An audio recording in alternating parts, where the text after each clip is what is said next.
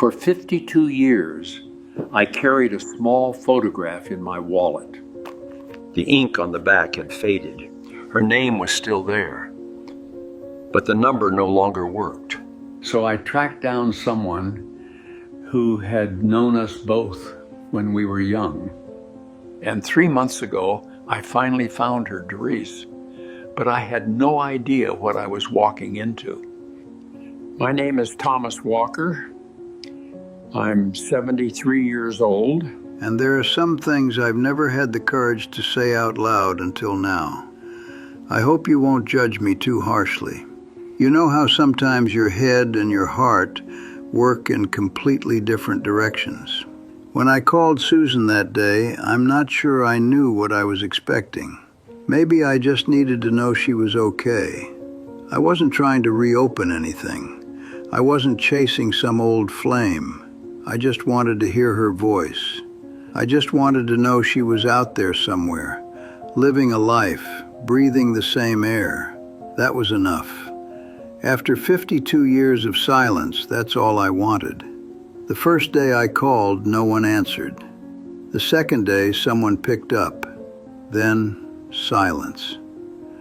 I was so nervous I almost hung up right then. And then I said her name, that word I had held in my mouth for half a century. Susan. What came back wasn't what I expected. It was a man's voice. I was about to hang up when he said hello, twice. And then, I still don't understand how he knew, he asked, "Is this Thomas?" I froze. I stumbled over confirming my own name and asked how he possibly knew who I was. He said he was her husband. And then he told me that Susan had always mentioned her first love, that he'd noticed over the years that there was a small corner of her mind she kept to herself, and he'd always suspected it had something to do with me. He never pressed her on it. I was stunned, because I had convinced myself she had forgotten me entirely. And then he told me that Susan had passed away a year ago. We said goodbye. I hung up. I stood in my kitchen, phone still in my hand, and for a full minute I couldn't move. That day, the way I saw life shifted, because sometimes what you think you left behind in the past, it never actually left. It kept living inside you. What had been living inside me all that time was gone now. And what happened after that phone call, what it cost me, what I finally understood, that's what I need to tell you today. But first, I have to take you back, because you won't understand what losing her felt like if you don't understand who Susan was. It was the summer of 1974. I was 21 years old, renting a room in Cincinnati, working construction during the day and taking night classes in the evening. Most days I had $10 in my pocket if I was lucky. Susan worked at a restaurant 2 blocks from my job site. Dark hair and eyes that stopped you without warning. The first time I looked at her, I went still without even realizing it. The kind of eyes you don't mind getting lost in. We started talking. Then after our shifts, we started walking together, staying out until late, talking about everything and nothing at the same time. The way you can only talk when you're young and time still feels endless. I fell for her, and I don't mean that lightly. I mean the kind of feeling that makes you want to rearrange your entire life. Susan saw all of it. My ambition and the fear underneath it.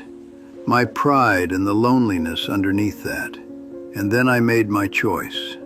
Now listen carefully, because this is something men my age rarely talk about. We frame it differently. We say we were focused. We say we had responsibilities. We say the timing wasn't right. But here's what was actually happening. My father called me that October. He had a contact in Columbus, a small contracting firm looking to bring on a young, driven guy as assistant manager. A real salary, a real future. The beginning of everything I'd been planning for 3 years. I took the job. I told myself I'd handle things with Susan once I got settled. I told myself Columbus wasn't that far. I told myself a lot of things during those 2 weeks before I left. I never called to say goodbye. I told myself I'd reach out once I was established, once I had something real to offer, once I was somebody worth calling her back as. And you know what happened? By the time I felt like somebody, 3 years had gone by. And somewhere inside those 3 years, calling her had started to feel impossible. Not because I didn't want to, because I was afraid. I was afraid she had moved on. I was afraid she hadn't. I was afraid of what either answer would ask of me. So I kept the photograph. I kept the piece of paper with her number, and I kept moving forward. In 1978, I married a woman named Carol. She was a kind woman. She deserved better than a man who carried a faded photograph of someone else in his wallet. We had 2 sons together. I grew my contracting business from 3 employees to 47. I built a full life, a real one. I want to be clear about that. I'm not standing here telling you my life was empty. It wasn't. But there was always a room at the back of the house I never opened. And I know I'm not the only one. We all have a room like that. Something we locked away and told ourselves we'd deal with later. I lost Carol in 2019. My sons grew up and scattered to different states. Both good men. They called when they could. They visited when life allowed. But the house was still quiet most days. And I was alone in that house.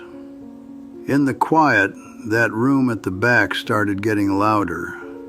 Too loud to sleep through anymore. I started thinking about Susan again. Not in a romantic way. Not with some foolish hope about what could have been. Just curiosity. The way you wonder about an old friend. Is she okay? Did she build the life she deserved? Is she happy somewhere? That's what I told myself anyway. It took me 3 weeks to track down a working number. A woman named Patrice, someone from Cincinnati who had known us both back then. She was hesitant to give it to me. I told her I just wanted to know Susan was doing well. Patrice went quiet for a moment, and then she gave me the number. I didn't think much about that hesitation at the time. I should have. After the phone call, I sat down at my kitchen table. 73 years old, trying to figure out what I was feeling. It wasn't exactly grief, or maybe it was a kind of grief I didn't have a name for. Grief for a person, yes, but also grief for a 21-year-old kid who stepped onto a bus headed for Columbus and told himself he'd call when he was ready. He was never ready. He just got old. And that, right there, is what I need you to hear. That's the part that matters. I didn't lose Susan because of bad luck. I didn't lose her because of bad timing or circumstances beyond my control. I lost her because I was afraid, because I dressed up cowardice in the language of ambition and called it a plan.